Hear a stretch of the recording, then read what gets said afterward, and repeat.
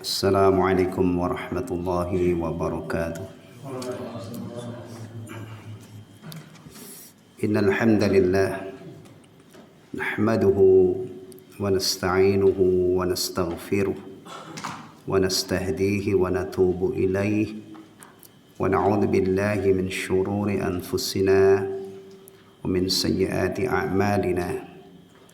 Man yahdihillahu fala mudilla lahu ومن يضلل فلا هادي له وأشهد أن لا إله إلا الله وحده لا شريك له وأشهد أن محمدا عبده ورسوله لا نبي بعده يا أيها الذين آمنوا اتقوا الله حق تقاته ولا تموتن إلا وأنتم مسلمون يا أيها الناس اتقوا ربكم الذي خلقكم من نفس واحدة وخلق منها زوجها وبث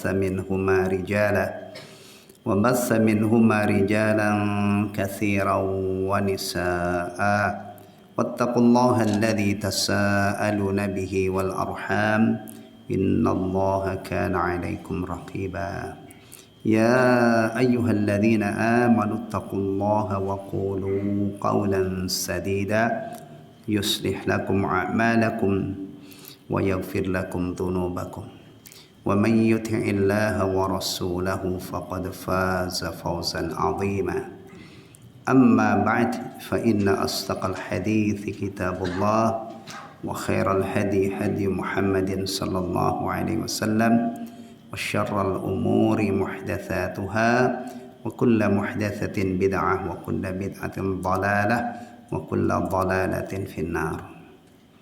Jamaah sekalian, ikhwatal iman rahimani wa rahimakumullah. Alhamdulillah kita masih diberi kesempatan oleh Allah tabaraka wa taala untuk menambah bekal kita mengarungi perjalanan panjang, mengarungi kehidupan ini, terutama kehidupan akhirat. Kita masih diberi kesempatan untuk menegakkan sholat maghrib, zikir ba'da sholat, kemudian sholat sunnah ba'diyah, dan alhamdulillah kita masih dimudahkan oleh Allah untuk melanjutkan mengkaji kitab Al-Adabul Mufrad. Pada kajian terakhir kita sudah sampai hadis yang ke-26. Kita akan lanjutkan sekarang bab yang ke-14. Bab la yasubbu walidayh. Tidak mencaci maki dan mencela kedua orang tua.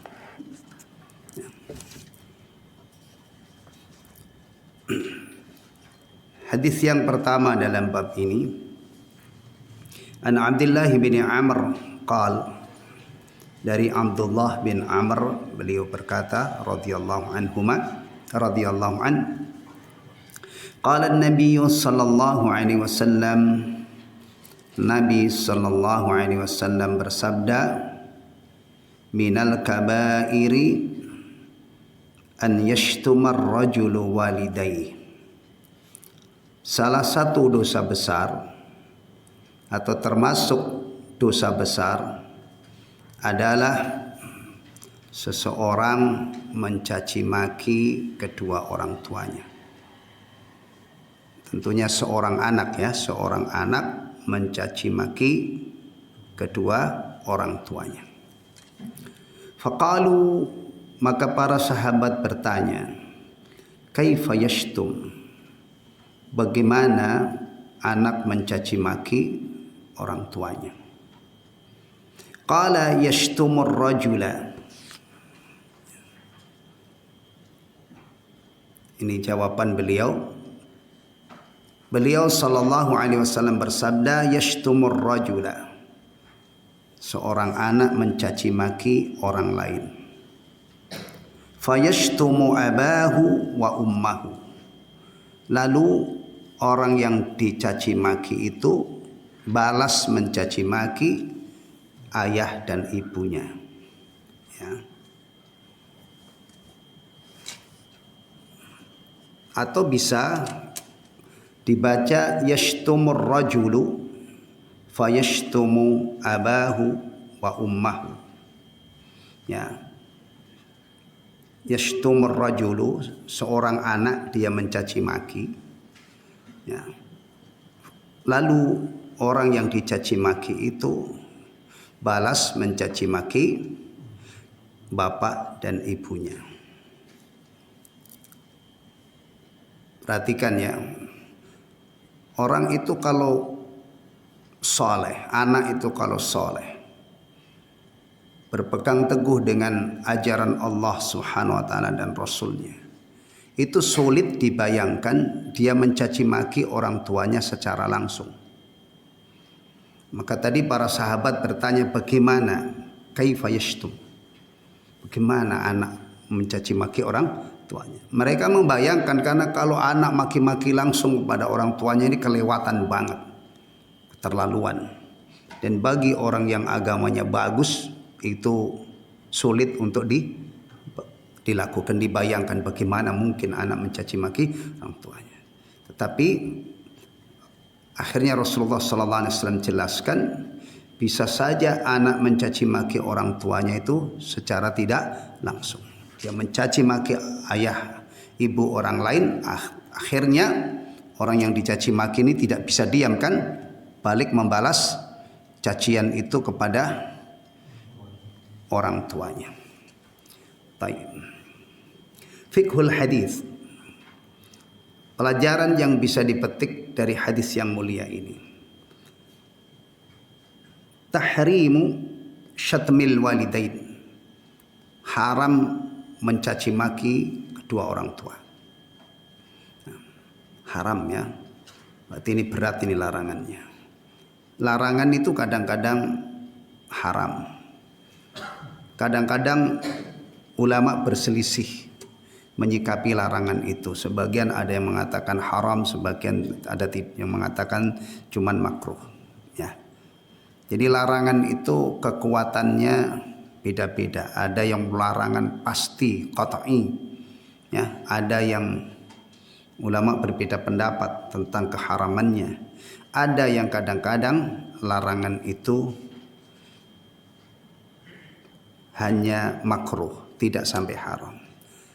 Tapi begini ikhwatal iman ya, mari kita biasakan, kalau kita menemukan larangan dalam agama kita ini, larangan dari Allah atau Rasulullah sallallahu alaihi wasallam, ya, maka mari kita belajar meninggalkannya. Kalau itu haram berarti kita meninggalkan keharaman, hal yang haram.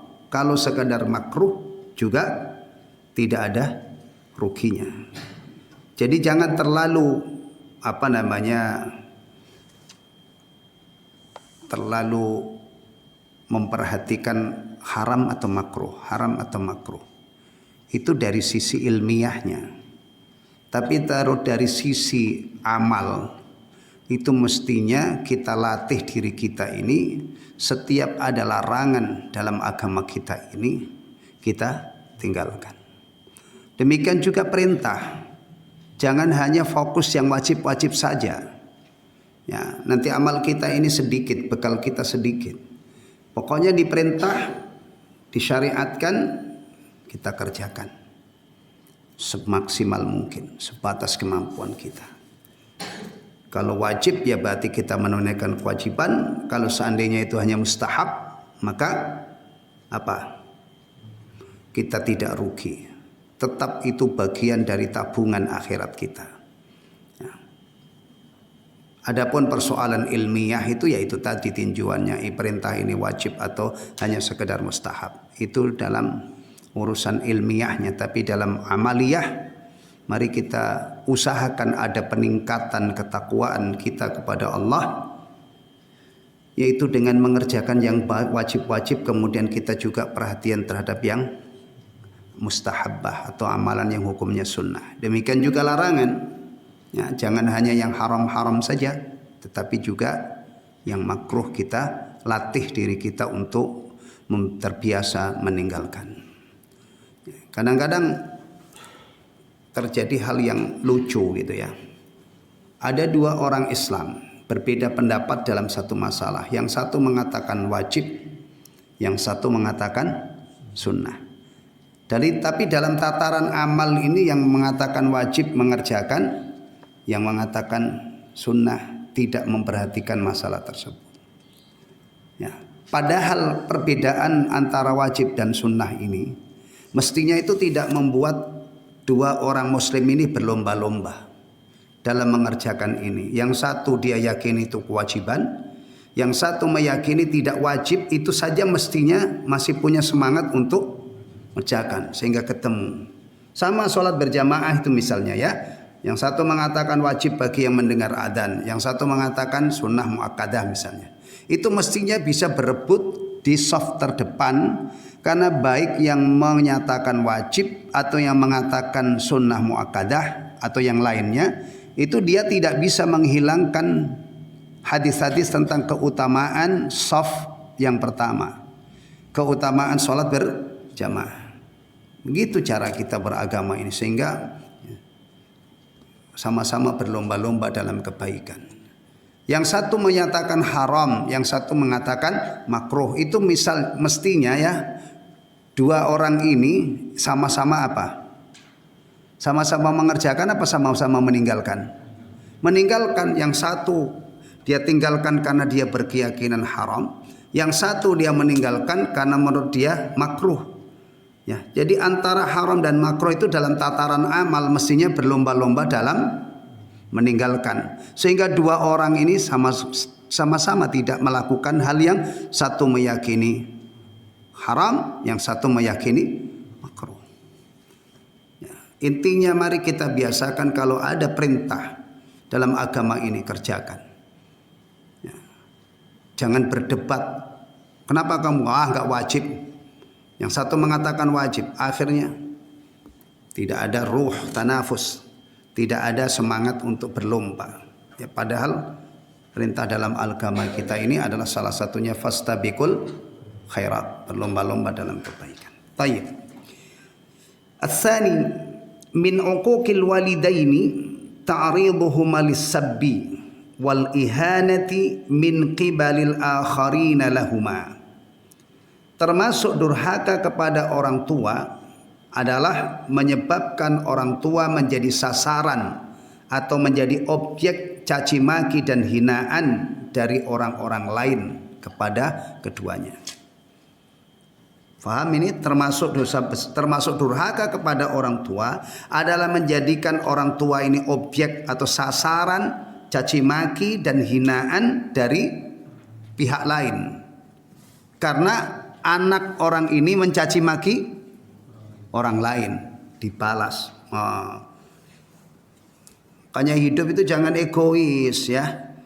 Kalau kita pengen dimuliakan orang, muliakan orang lain. Tapi memuliakan orang lain itu bukan hanya karena pengen dimuliakan orang ya, sebagai balasannya ya. Kita pengen dapat ganjaran dari Allah. Ya. Anda sopan, kami segan. Anda kurang ajar, gue maafin. Oh jarang. Oh 1001, malah kalau sekarang mungkin 1.000.001 belum ketemu ya. Yang pasaran itu Anda sopan, kami segan, ya kan? Anda kurang ajar, gue hajar, kan gitu. Itu yang pasaran gitu ya. Tapi kalau ajaran Islam sih nggak begitu. Kalau ada orang kurang ajar ya kita maafkan ya. Iya, dimaafkan ya. Maaf itu kan kalau ketemu orang yang kurang ajar kan, yang tidak sopan misalnya, kita maklumi kita. Tapi umumnya gitu ya. Maka kalau kita memuliakan orang, insya Allah kita dimuliakan orang. Kalau kita mencaci maki orang, kita juga akan dibalas. Demikian juga kalau kita memuliakan orang tua orang lain, insya Allah orang tua kita tidak jadi sasaran ya, caci maki atau penghinaan karena sebab kita. Jangan egois hidup.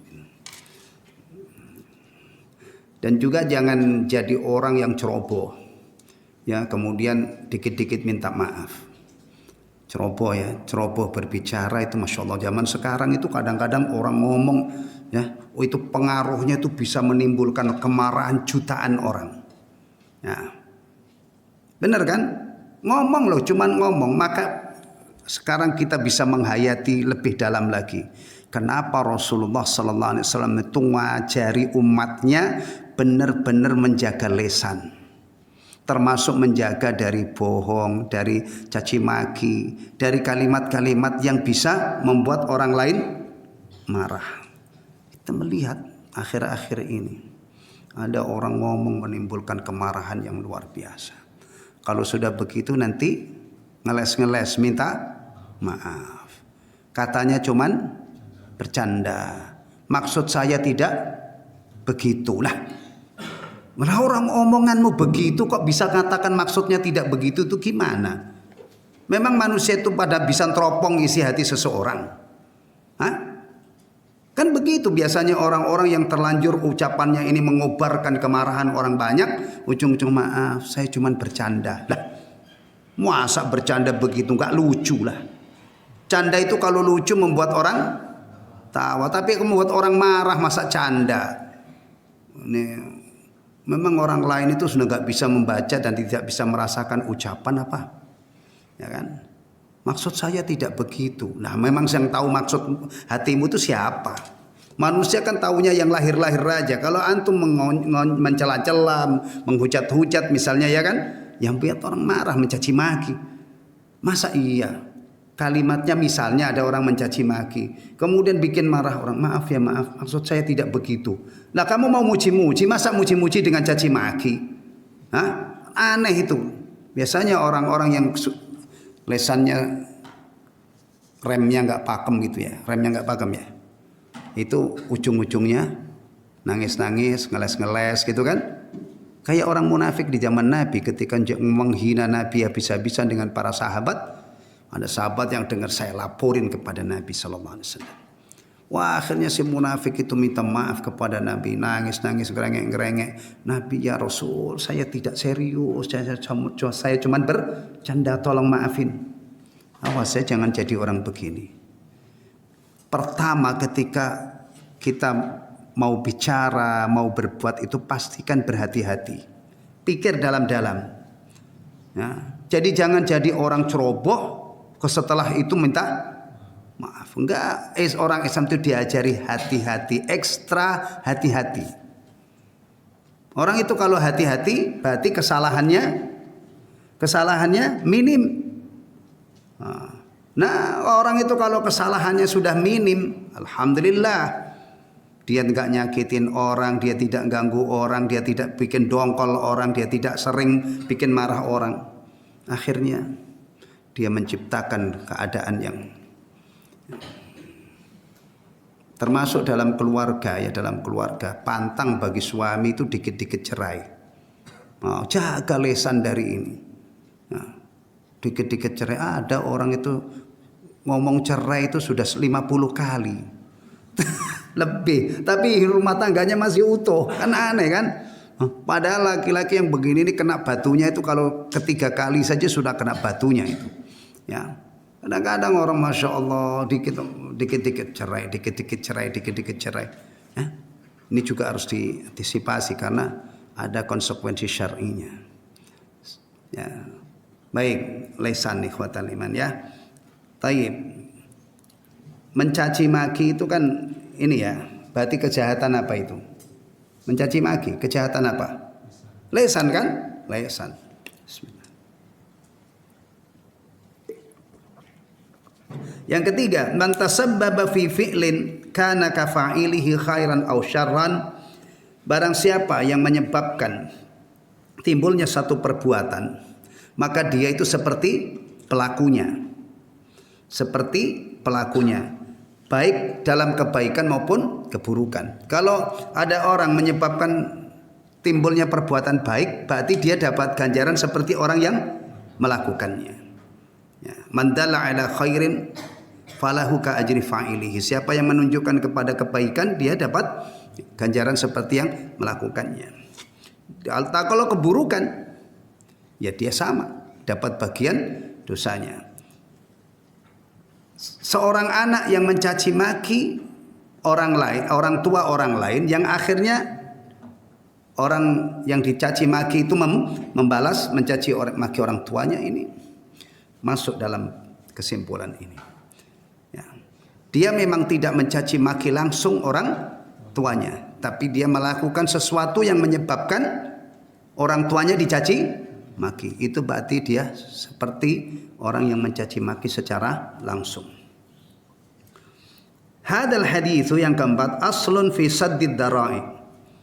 Hadis yang mulia ini adalah asal ya, atau fondasi atau prinsip dalam saddud dara'i. Saddud dara'i itu tindakan preventif untuk menangkal satu keburukan. Kama ala ila fi'lin muharram yuhram wa illam yaqsudil haram. Sebagaimana orang yang menyebabkan melakukan perbuatan yang diharamkan, maka itu haram meskipun tidak meniatkan untuk itu. Ya. Coba baca kesimpulan yang keempat, Pak Nur. Ini agak ilmiah ini hadis ini. Hadis ini merupakan salah satu dalil yang mendukung kaidah Saddud dara'i. Karena itu hukum sesuatu yang dapat mengantarkan seseorang untuk melakukan perbuatan haram adalah haram, ya. Meskipun hal tersebut tidak dimaksudkan ya. demikian.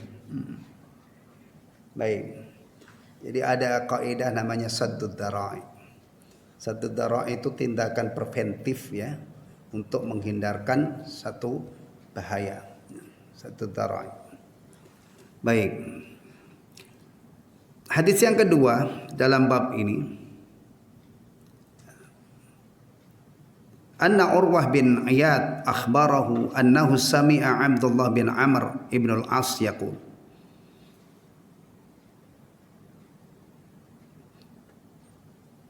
Dari Urwah bin Iyad, beliau mengkhabarkan bahwa dia mendengar Abdullah bin Amr bin al-As berkata, minal kabairi indallahi an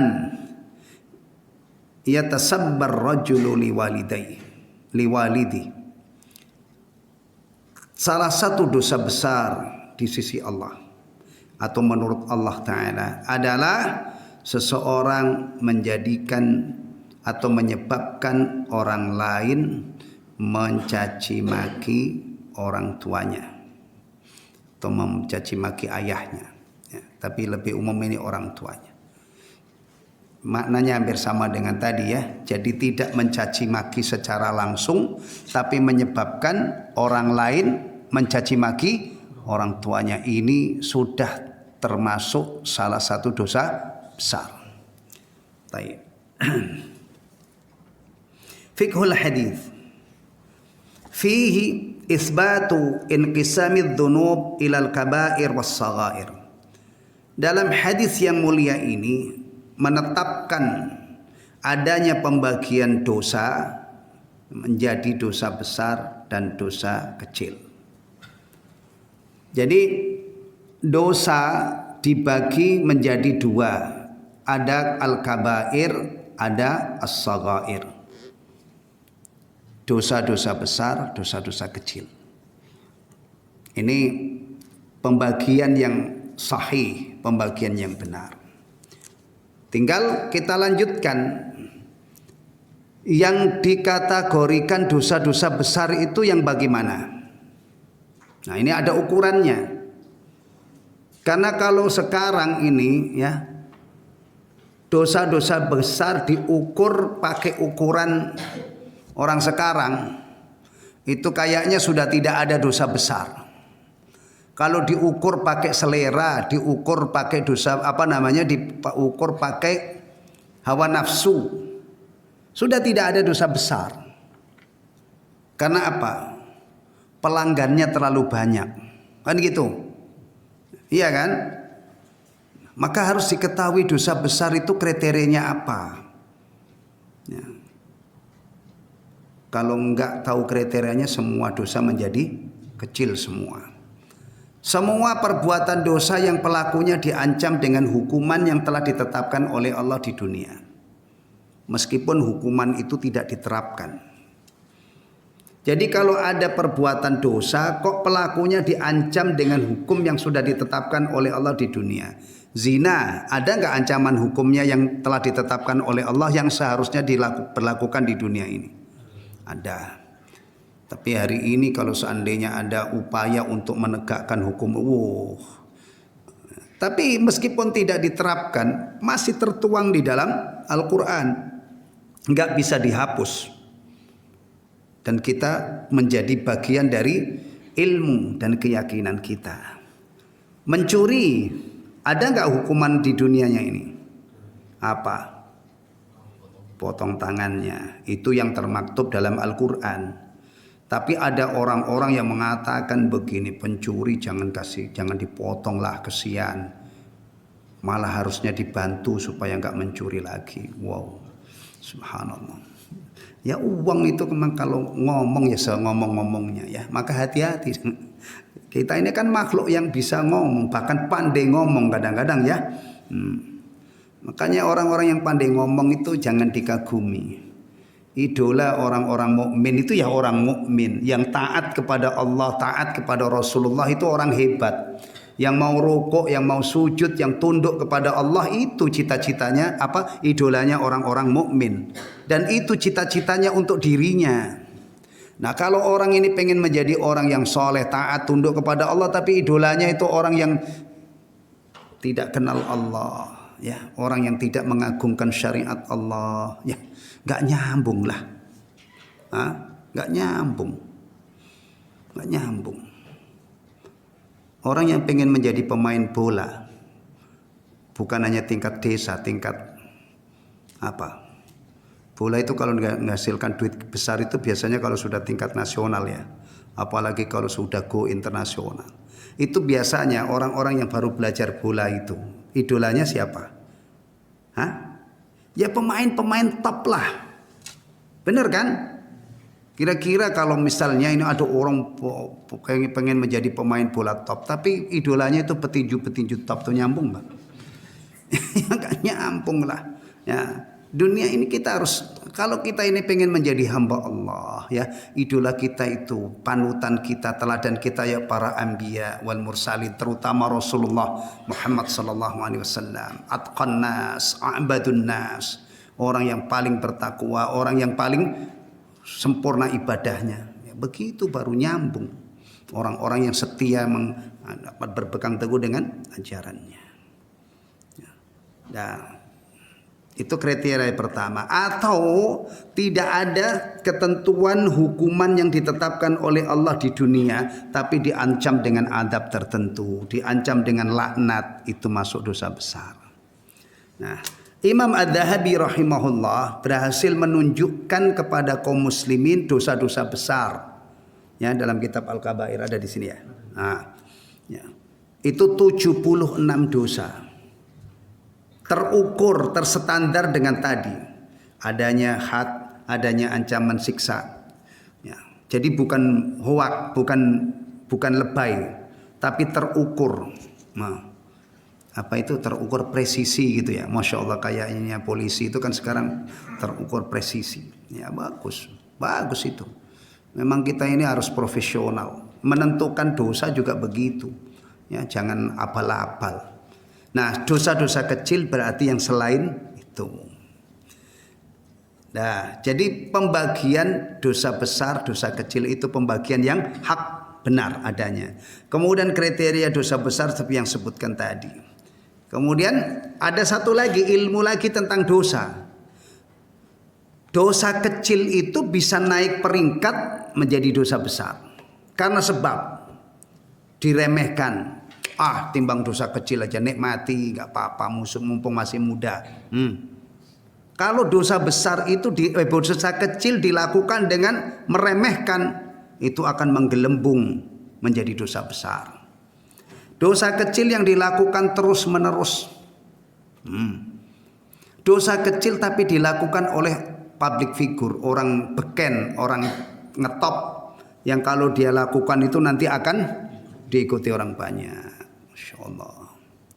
Kemudian kalau berikutnya, untuk mendapatkan ampunan dari Allah, dosa-dosa besar pintunya taubatan nasuha.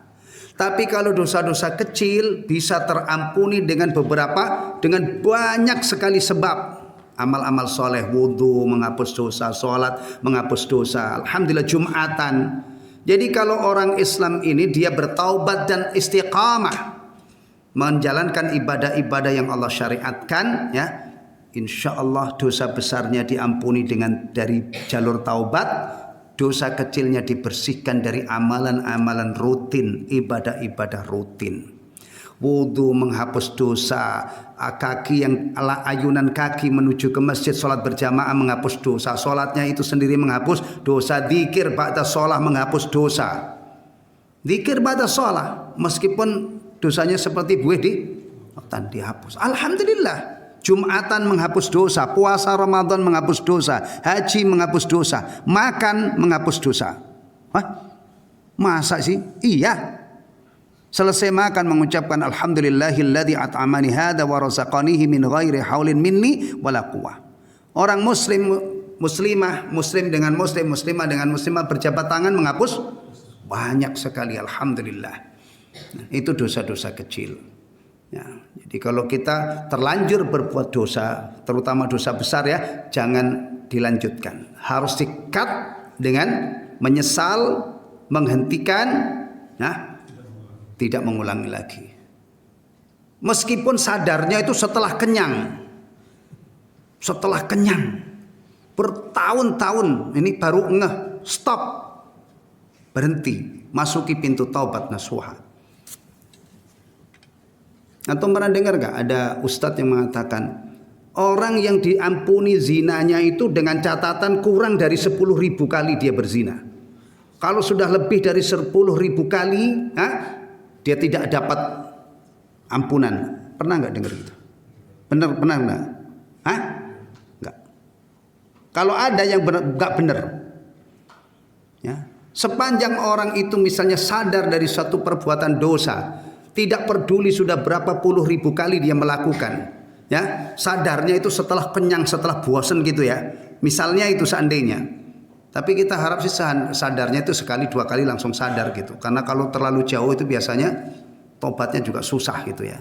Baik, tapi seandainya kalau ada, selama dia tobatnya itu masih seger buger, nyawanya belum menyesak sampai ke kerongkongan, dan matahari belum terbit dari barat, berbahagialah wahai para pendosa.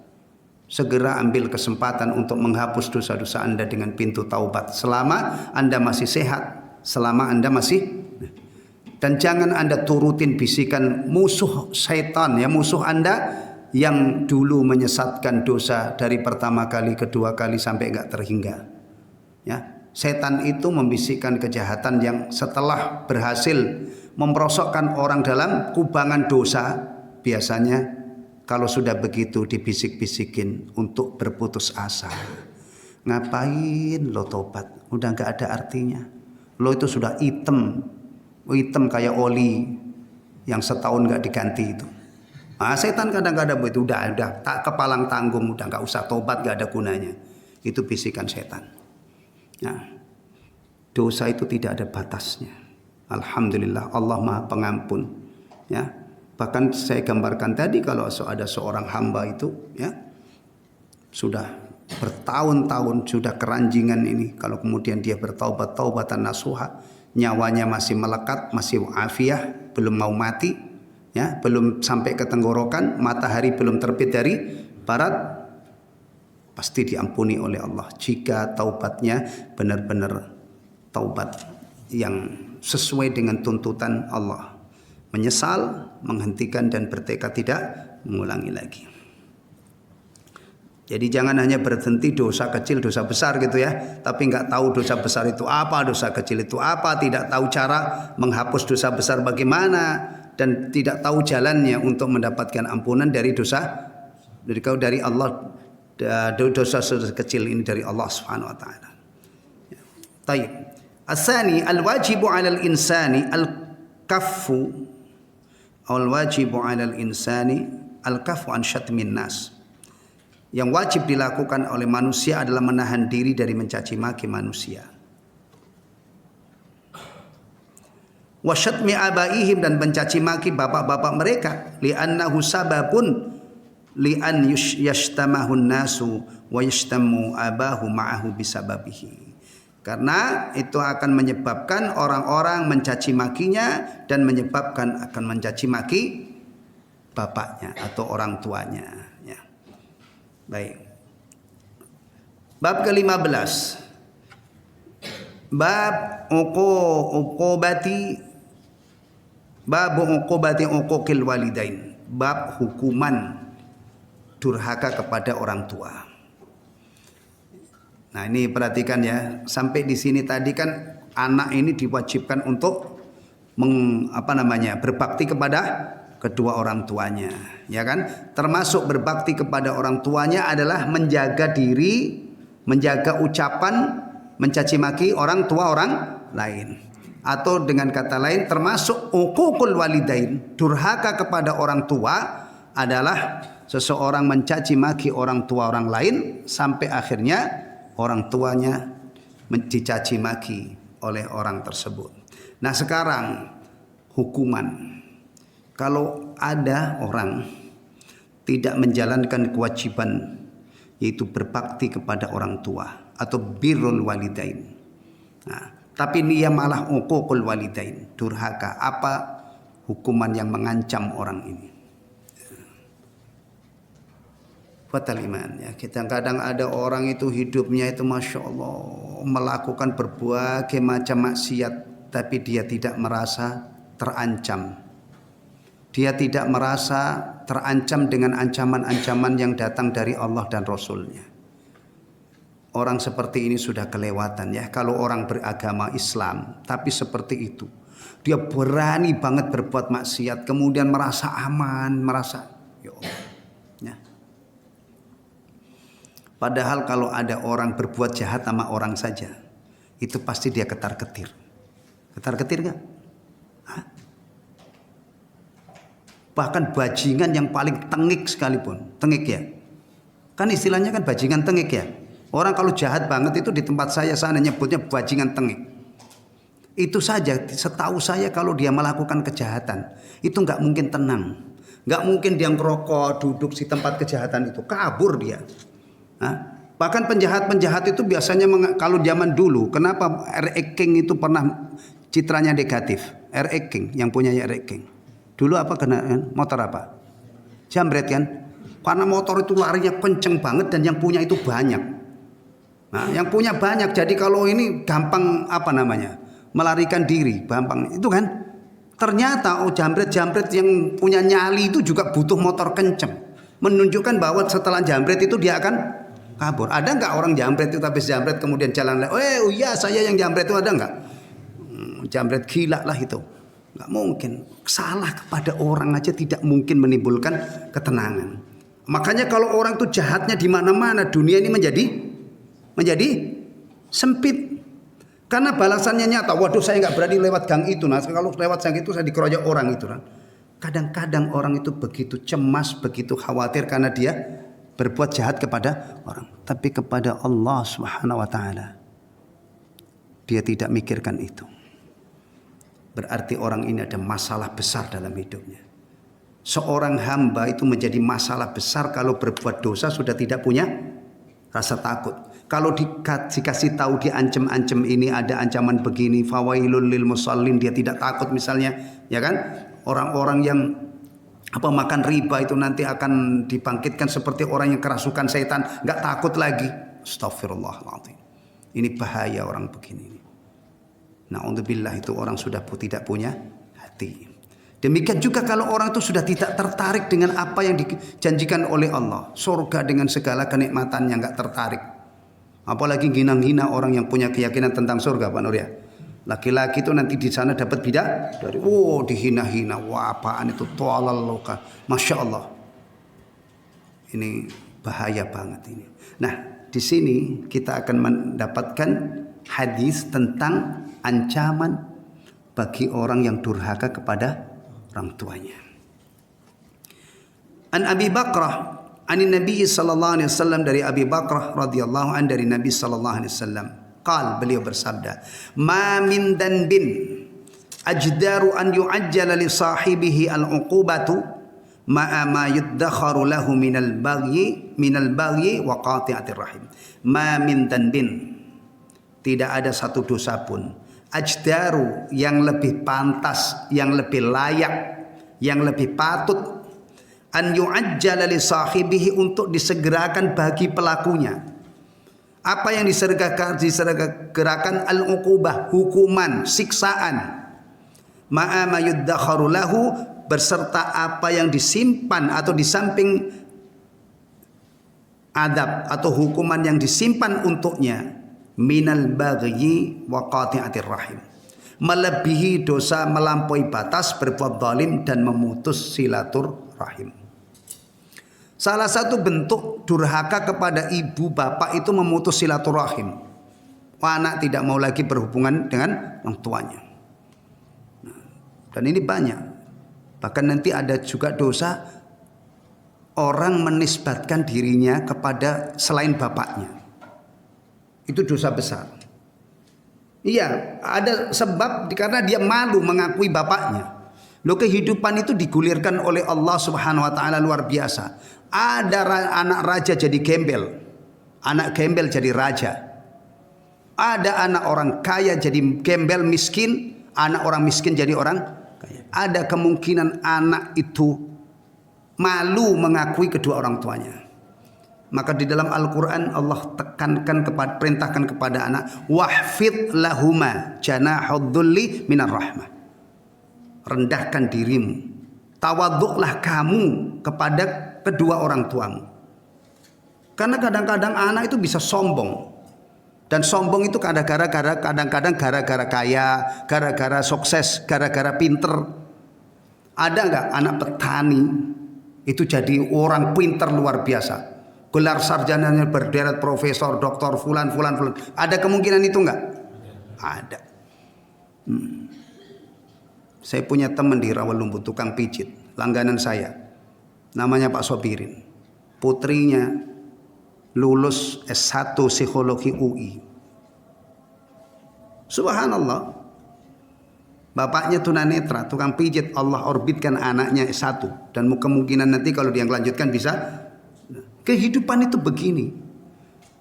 Makanya kalau ada anak sampai malu mengakui orang tua, sampai tidak, apalagi tidak mau menasabkan dirinya kepada bapaknya bahwa dia tahu, padahal dia tahu itu bapaknya. Ini sudah dosa besar. Ya. Nih, mulai saya. Adzan dulu nanti kita lanjutkan. Fiqhul hadis. Pelajaran yang bisa dipetik dari hadis yang mulia. Itsbatu ta'jilil uqubati lil baghina wal qati'ina silatar rahim. Menetapkan ya ancaman disegerakannya hukuman bagi orang-orang yang melampaui batas dan memutus silaturahim. Silaturahim itu hubungan kekerabatan. Ya. Fid dunya, di dunia. Wa ta'jiluha fil akhirah, dan penundaan adanya hukuman di akhirat.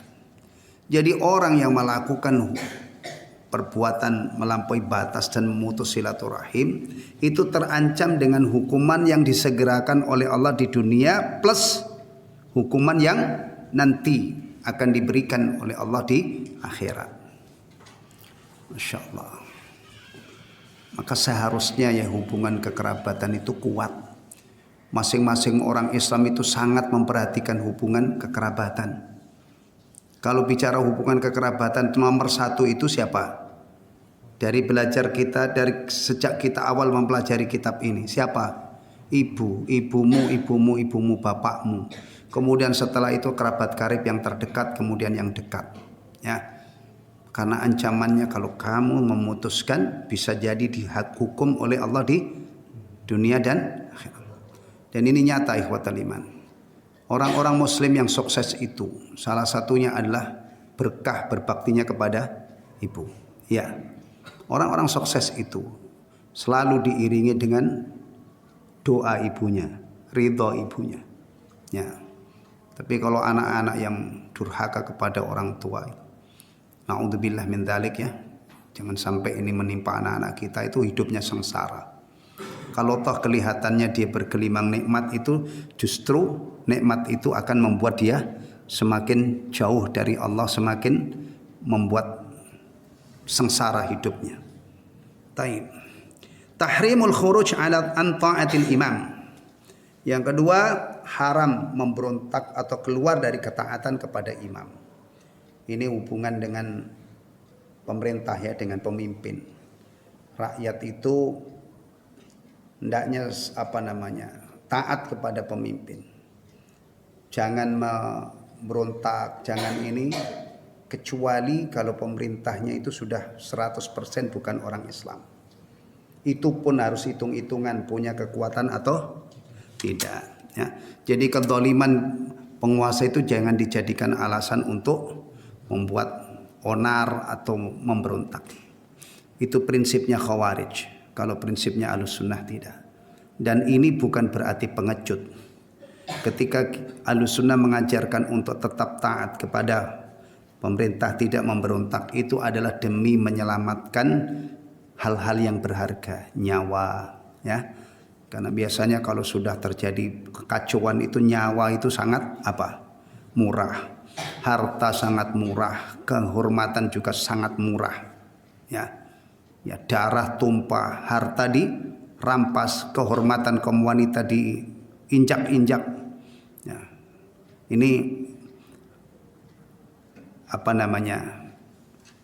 faedah kenapa Ahlussunnah itu selalu menasehati rakyat ya, supaya taat kepada pemimpin, itu demi terrealisasinya maslahat-maslahat yang sangat besar ya. Dan antum lihat tidak sampai memberontak ya, demo aja. Kalau sudah ini antum lihat itu dampaknya apa? Kadang-kadang fasilitas umum ya, kantor yang bagus-bagus dilempari batu, pagar yang kokoh-kokoh pada roboh. Lampu-lampu merah yang begitu penting untuk arus lalu lintas ya kadang-kadang dirusak.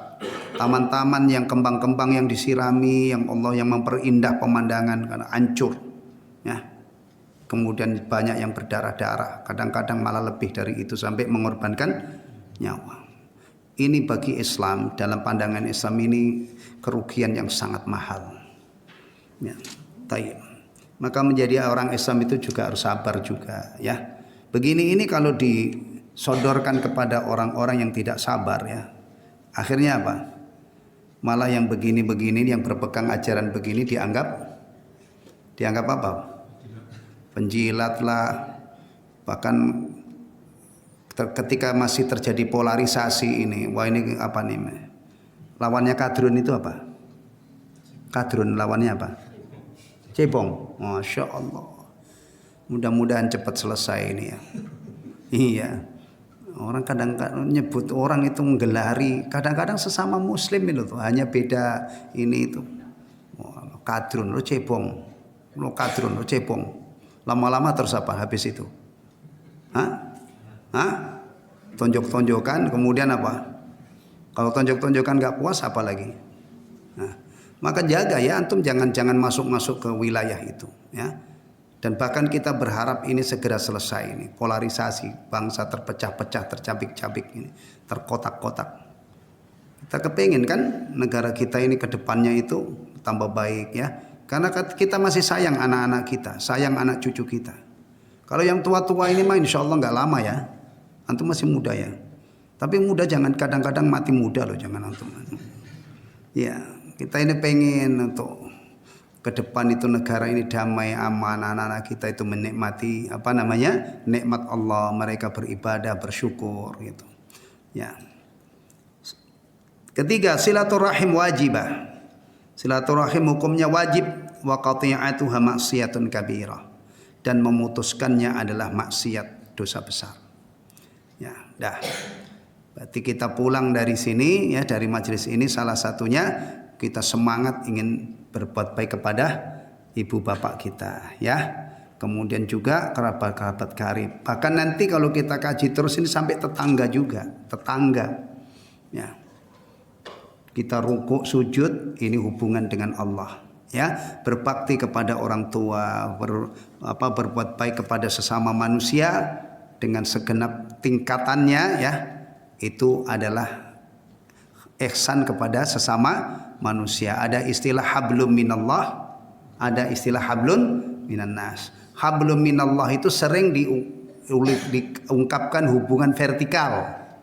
Kenapa? Karena Allah berada di atas langit, jadi hubungan ke atas, vertikal ya. Nah, untuk orang yang punya keyakinan Allah di mana-mana itu gimana? Untuk mengungkapkan hubungan apa? Hubungan muter-muter gitu. Yang memang Allah di atas itu sudah tidak terbantahkan.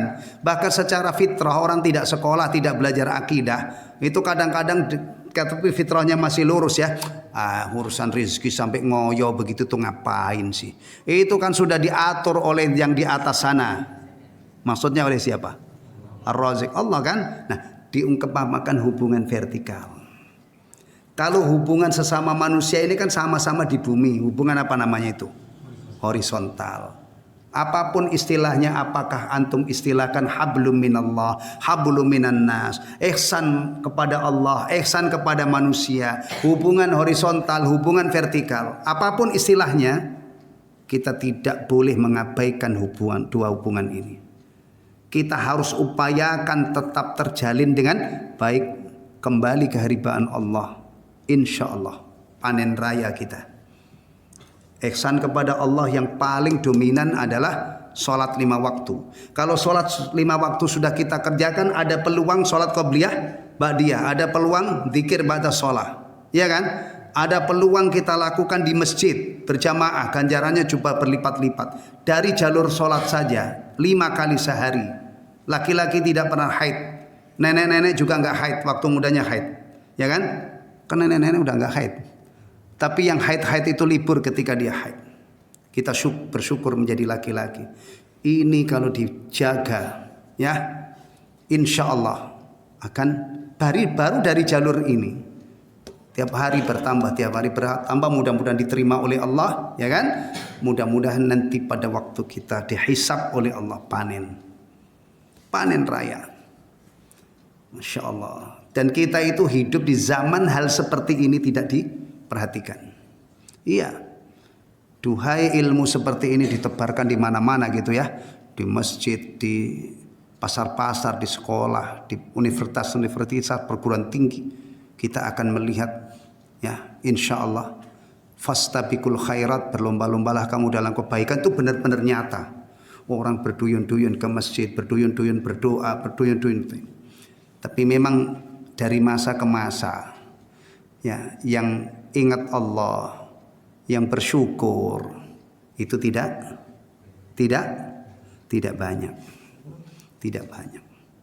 ya, maka ganjarannya besar banget. Baik.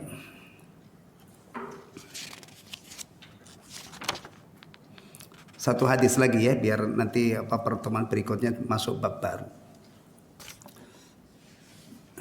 An Imran bin Husain qala, dari Imran bin Husain beliau berkata, radhiyallahu an, semoga Allah meridhai beliau.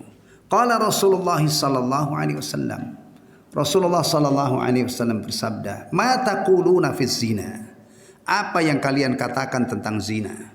Apa yang kalian ketahui, apa yang kalian yakini tentang zina? Wasyurbil khamr, dan minum khamr. Wassariqah, dan mencuri. Qulna Allahu wa rasuluhu a'lam. Kami menjawab Allah dan Rasulnya yang lebih mengetahui. Kemudian dijelaskan oleh Rasulullah. Beliau berkata, hunnal fawahish. Dosa-dosa itu adalah perbuatan-perbuatan keji. Fahisyah itu jorok, keji. Ya, kalau antum makan jorok, kira-kira apa yang terjadi? Makan, antum nggak makan, tangan antum kotor, nggak antum cuci. Makanan sudah jelas ini nggak terjaga kebersihannya. Apa yang akan terjadi kemungkinannya? Sakit perut, ya kan? Betul kan? Nah, kalau perbuatan fahisyah, perbuatan jorok, merajalela, apa dampaknya? Bukan hanya sakit perut, merusak tatanan masyarakat, bahayanya itu kemana-mana dan mengundang murka Allah. Ya. Jadi dalam Islam perbuatan tadi berarti zina, syurbul khamar, mencuri, itu adalah fahisyah. Ya. Wa fihinnal uqubah, dan pada dosa-dosa itu ada hukuman. Ada ancaman siksanya. Berarti orang yang berzina, orang yang minum khamar, orang yang maling tidak aman. Dia berhadapan dengan uqubah yang diancamkan kepada dia. Uqubah dari siapa? Nah, kadang-kadang uqubah itu ada dari pasal-pasal yang dibikin manusia. Kalau seandainya tidak ada itu, yang lebih ditakuti oleh orang mukmin adalah uqubah dari Allah. Makanya sering saya katakan orang Islam itu kalau faham Islam dan mengamalkan agamanya lebih dari yang dibutuhkan semua orang. Saya ambilkan contoh ya, mertua itu butuh mantu yang bagaimana sih? Saya tanya. Kira-kira orang yang sudah punya mantu atau sudah saatnya punya mantu idamannya itu gimana? Bertanggung jawab, memperlakukan anaknya dengan baik gitu kan? Nah, orang Islam kalau jadi menantu lebih dari itu. Ya, karena dia menyadari istri itu amanah. Dia akan kerahkan potensinya untuk mencari karunia Allah yang sudah ditentukan oleh Allah. Dia makin rajin kerja. Banyak loh orang tua yang hanya itu aja. Yang penting anaknya diperlakukan dengan baik, bahagia gitu kan. Tapi suami menantu yang muslim tadi lebih dari itu. Anak istrinya ini diupayakan ke surga. Itu kadang-kadang tidak dipikirkan oleh mertua. Yang paling kecuali mertua yang faham agama gitu ya. Iya, lebih dari itu. Demikian juga negara. Negara ini yang dibutuhkan rakyat yang gimana saya tanya. Yang patuh dengan undang-undang kan, yang taat dengan peraturan-peraturan yang dibikin untuk kesejahteraan, untuk kebaikan, kemaslahatan bersama. Orang Islam itu mestinya paling disiplin terhadap aturan-aturan ini. Termasuk taat pemerintah tadi kan? Iya. Bahkan kadang-kadang lebih dari itu. Coba pernah dengar nggak aturan negara ini rakyat harus mendoakan pemimpinnya, itu ada nggak? Ada nggak?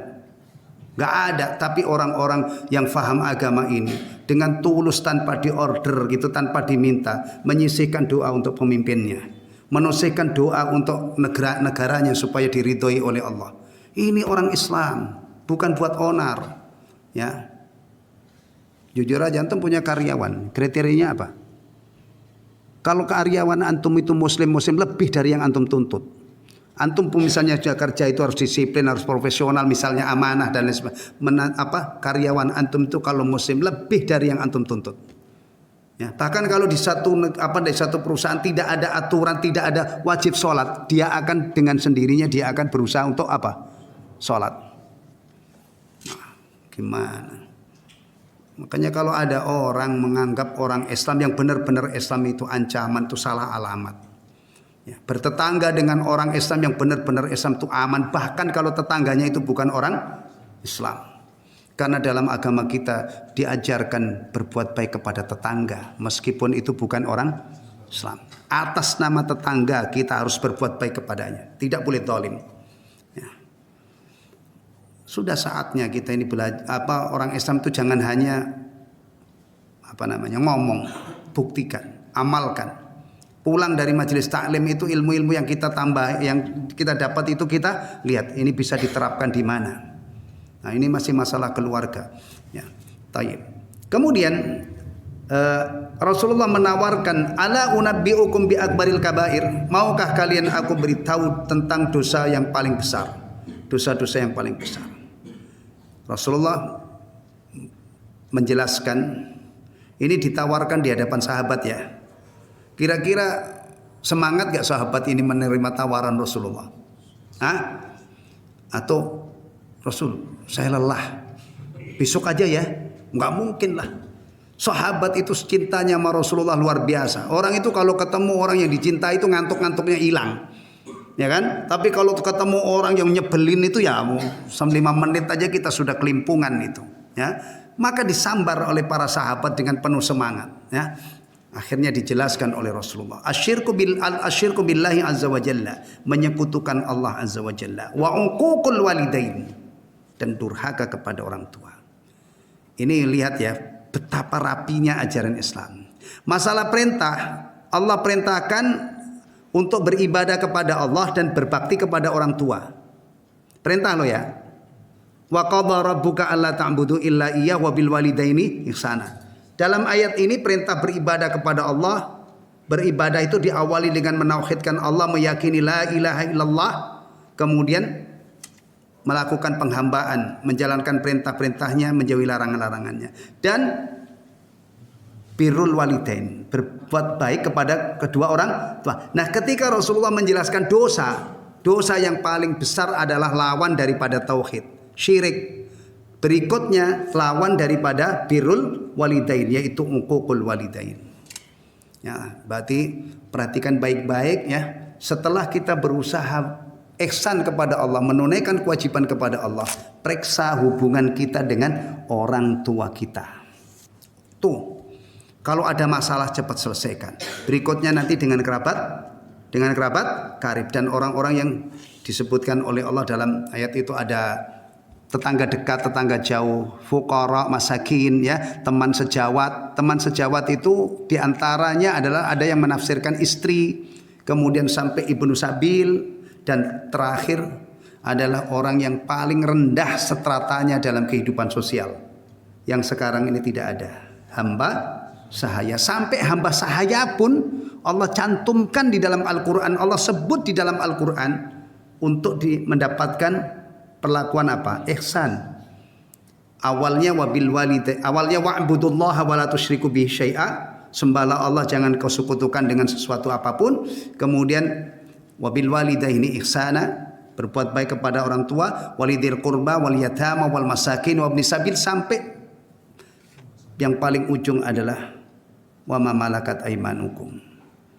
Makanya hamba sahaya yang dimiliki oleh majikan, oleh tuan yang takut kepada Allah, yang agamanya baik, dia akan sejahtera. Bahkan kalau ini ya, antum yang miara ikan apa? Yang punya hobi miara ikan. Bukan ikan di kolam. Kalau ikan di kolam mah lele, apalagi jarang diganti airnya. Orang lele itu memang rajin banget lele antum. Punya akuarium. Biasanya ikan apa? Ya ikan-ikan yang hanya untuk dinikmati aja ya, indah ya. Jangan sampai antum punya memelihara ikan ada muatan akidahnya. Nah, saya melihara arwana supaya hoki.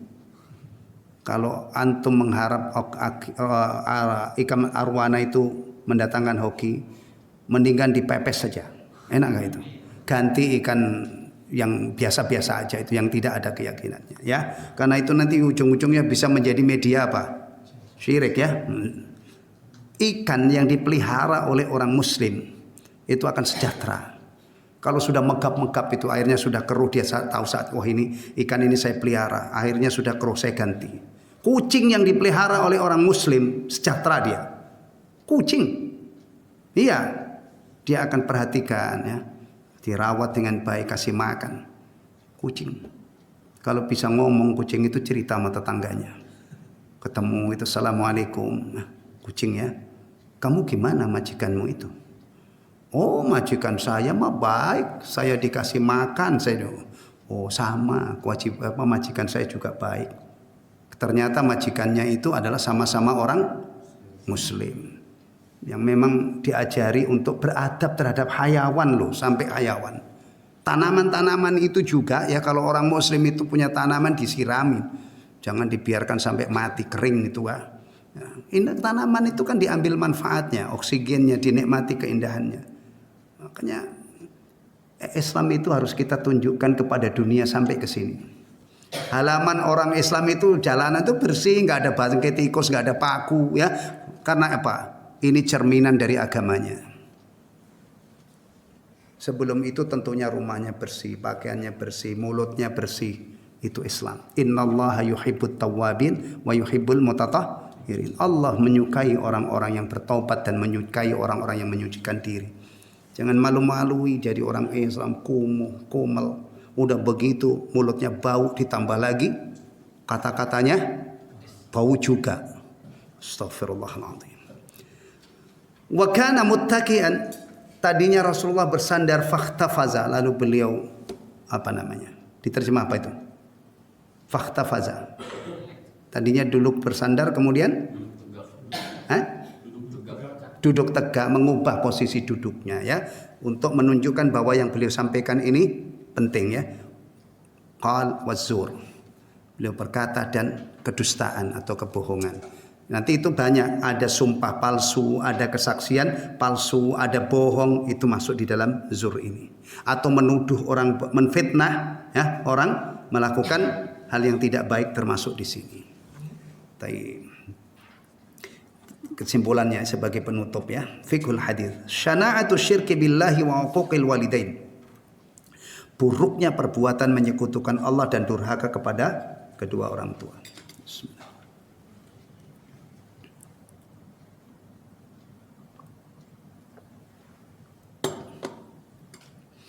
Yang kedua, inna idhamad dzambi wa maratibihi mutafawitatun bitafawuti mafasidihi. Sesungguhnya besarnya dosa itu bertingkat-tingkat, berbeda-beda sesuai dampak yang kerusakan yang ditimbulkannya. Semakin besar kerusakan yang ditimbulkan berarti semakin besar.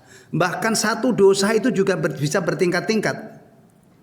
Rasulullah SAW menjelaskan masalah zina. Sungguh berzina sekali dengan istri tetangga itu lebih ringan daripada berzina 10 kali yang bukan tetangga.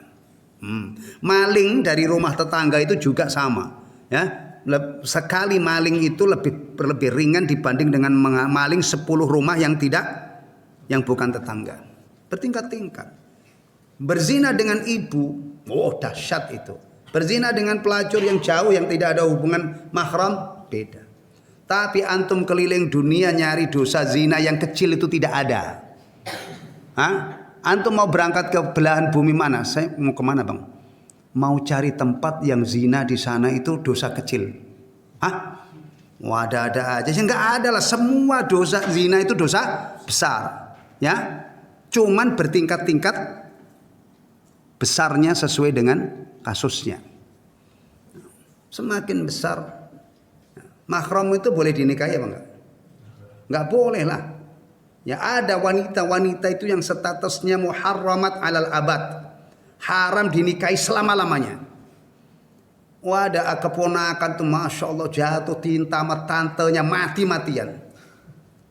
Ya, kepengen nikahnya supaya sah itu bisa enggak? Bisa sah enggak?